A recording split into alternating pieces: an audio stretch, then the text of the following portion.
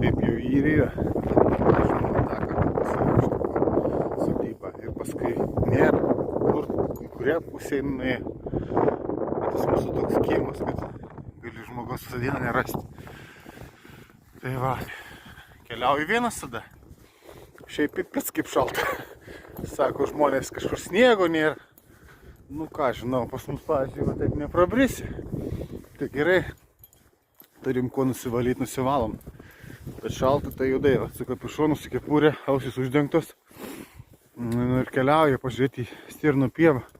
Ten mačiau labai gražus vaizdai. Tai, tai parodysiu. Vat, keliuku einam. A ten stirnų pieva, mūsų stirnų pieva. Ten ganosi stirnų. Nuolat jos ten būna vasarą. Nu ir žiemą, aišku, būna. Ten labai gražiai mačiau, kaip pušys apsnigtos, tai pamatysim.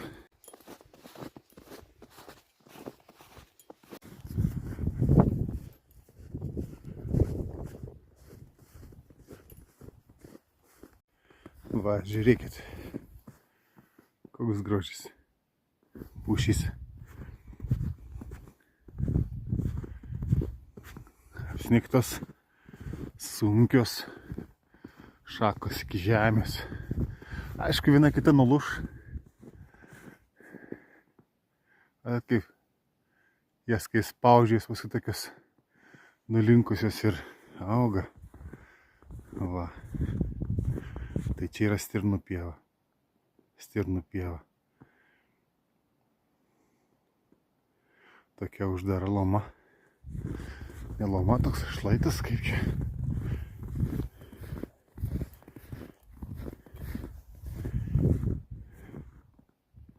Va šitą vaizdą norėjau parodyti kaip kalnuose kokiuose.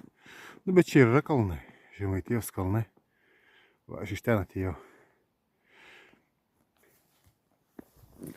Kviečiu nesėdėti namuose, miestuose. Atvažiuokite į kaimą. Paremsit sodybą keliais eurais, tuo pačiu pasivaikščiosit valandėlę kitą. Pas mus čia ratu va tokių apeiti va tokiais takais. Yra 3,5, 4. Na, 4 km nėra, 3,5 tai tikrai. Arbatos pasidarysit, išgersit, pavaišinsim.